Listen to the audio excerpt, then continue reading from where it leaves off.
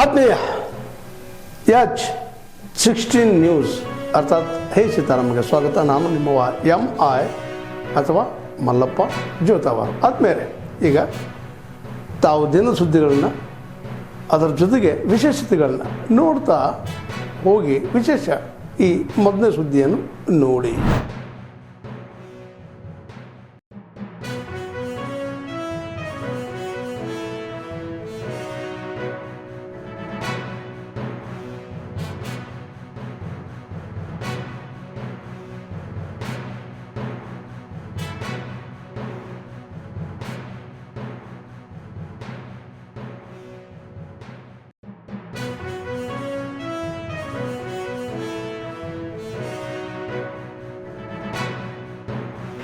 ಏನಪ್ಪ ಅಂದ್ರೆ ಸುಮಾರು 1935 ಬಿಹಾರದ ವಿಧಾನಸಭೆಗೆ ಅವಿರೋಧ ಆಯ್ಕೆ ಆಗ್ಯಾರವರು. ಒಬ್ಬ ದಲಿತ ಅದು 1935ರಾಗ ಅವಿರೋಧವಾಗಿ ವಿಧಾನಸಭೆಗೆ ಆಯ್ಕೆ ಆಗ್ತಾರಪ್ಪ ಅಂದ್ರೆ ಅದು ಅಷ್ಟು ಸರಳ ಮತ್ತು ಸುಳಿತ ಮಾತಲ್ಲ. ಯಾಕಂದ್ರೆ ಬಂಧುಗಳೇ, ಪರಿಸ್ಥಿತಿ ಹ್ಯಾಂಗೈತಿ, ದಲಿತರದು ಅವಾಗ ಹ್ಯಾಂಗಿರಬೇಕು, ಈಗ ಹ್ಯಾಂಗೈತಿ, ಬದಲಾವಣೆಗಳನ್ನ ನಾವು ನೋಡಿದ್ರೆ ಅದ್ಭುತ ವ್ಯಕ್ತಿತ್ವವನ್ನು ಹೊಂದಿದಂಥ ಬಾಬು ಜಗಜೀವನ್ ರಾಮ್ ಅವರು ಈ ಸಮಾಜಕ್ಕಾಗಿ ತಮ್ಮನ್ನು ತಾವು ಸಮರ್ಪಣೆ ಮಾಡಿದಂಥ ನಾಯಕರಲ್ಲಿ ಒಬ್ಬರು ಅಂತ ಹೇಳಕ್ಕೆ ಇಚ್ಛೆ ಪಡ್ತಾ ಇದ್ದೀನಿ ಬಂಧುಗಳೇ.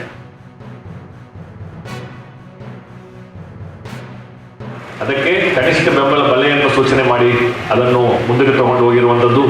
ಈ ಸಾಕಷ್ಟು ಈ ರೀತಿಯಾದಂತಹ ಒಂದು ಯೋಜನೆಗಳನ್ನು ರೂಪಿಸಿ ನಮ್ಮದು ಡೆಫಿಸಿಟ್ ಇತ್ತು, ಆಹಾರ ಡೆಫಿಸಿಟ್ ಇತ್ತು. ಆಹಾರ ಎಷ್ಟು ನಮಗೆ ಬೇಕೋ ಅಷ್ಟು ಮಾತ್ರ ಅಲ್ಲದೆ ಅದನ್ನು ದಾಟಿ ಎಕ್ಸಸ್ ಸರ್ಪ್ಲಸ್ ಆಗಿ ನಮ್ಮ ಹತ್ರ ಬಫರ್ ಸ್ಟಾಕ್ ಬರುವಂತಹ ರೀತಿಯಲ್ಲಿ ನಮ್ಮ ರಾಷ್ಟ್ರವನ್ನು ಮುನ್ನಡೆಸಿಕೊಂಡು ಹೋಗಿರುವಂತಹ ಒಂದು ಧೀಮಂತ ನಾಯಕ.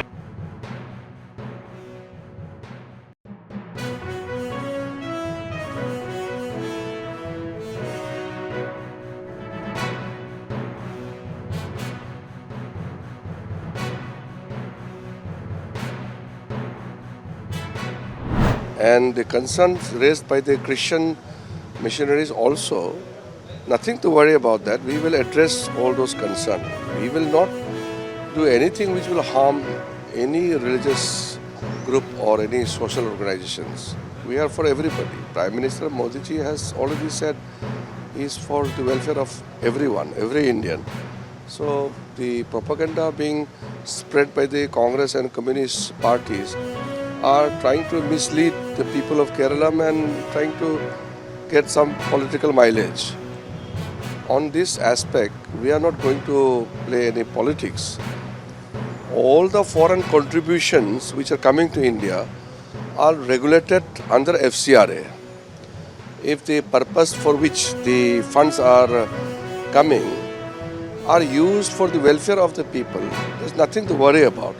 But any organization trying to divert those funds for illegal purpose and for fueling anti-India activities and to radical elements which work against national security, we will take action against them. That is as per law. But we are not going to disturb anybody who is working for the welfare of the common people, especially in the health and education sector. It's very welcoming. So there's nothing to worry about it. Anyways, we have told them that if they are concerned, we will further discuss.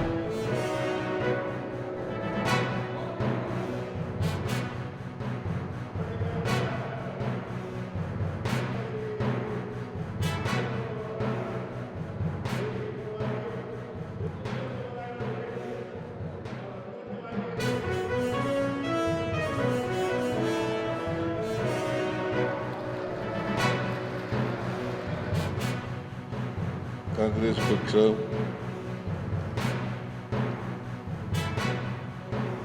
ಸಮಾಜದಲ್ಲಿರ್ತಕ್ಕಂಥ ಶೋಷಿತ ವರ್ಗಗಳು, ಎಲ್ಲ ಸಮಾಜದ ಬಡವರು, ಮಹಿಳೆಯರು, ದಲಿತರು, ಅಲ್ಪಸಂಖ್ಯಾತರು, ರೈತ ರೈತಾಪಿ ವರ್ಗ, ಕಾರ್ಮಿಕ ವರ್ಗ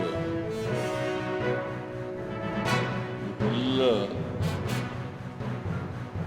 ಒಟ್ಟಿಗೆ ತಗೊಂಡು ಹೋಗ್ತಕ್ಕಂಥ ಪಕ್ಷ ಯಾವುದಾದರೂ ಇದ್ರೆ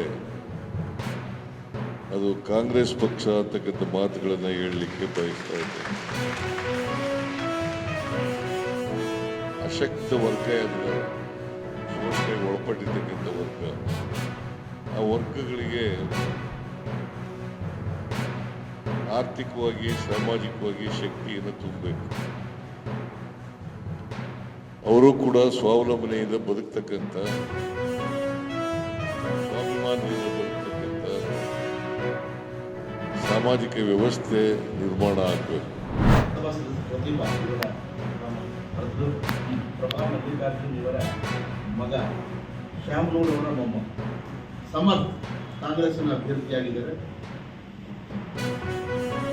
ಅವರು ಸಾಕಷ್ಟು ವಿದ್ಯಾವಂತರು, ದೇಶದಲ್ಲಿ ಅಸನ್ಮಾನ ಪಡೆದಿದ್ದಾರೆ, ಸುಸಂಸ್ಕೃತರಿದ್ದಾರೆ, ಸಭ್ಯರಿದ್ದಾರೆ, ವಿನಯಶೀಲರಿದ್ದಾರೆ ಮತ್ತು ಜನತೆಯ ಪರವಾಗಿ ಜಾತಿ ಭೇದ ಧರ್ಮಭೇದವಿಲ್ಲದೆ ಎಲ್ಲ ಜನತೆ, ಎಲ್ಲ ಧರ್ಮ, ಎಲ್ಲ ಜಾತಿಗಳ ಸರ್ವ ಅಭಿವೃದ್ಧಿಯನ್ನು ಬಯಸುವಂತಹ ಒಂದು ಬದ್ಧತೆ, ಪ್ರಾಮಾಣಿಕತೆ ಅವರ ಮಾತುಗಳಲ್ಲಿ, ತತ್ವಗಳಲ್ಲಿ. ತಾವೆಲ್ಲ ಇಲ್ಲಿವರೆಗೆ ಸುದ್ದಿಗಳನ್ನು ನೋಡಿದಿರಿ, ಜೊತೆಗೆ ವಿಶೇಷ ಘಟನೆಗಳನ್ನು ಸಹ ನೋಡಿದಿರಿ. ಅದು ನಿಮಗೇನು ಅನ್ನಿಸ್ತು?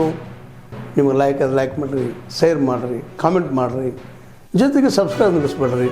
H16 ನ್ಯೂಸ್ ಅರ್ಥಾತ್ ಸಿದ್ದರಾಮಯ್ಯ ಸತ್ಯದ ಕೈಗನ್ನಡಿ ವಂದನೆಗಳು.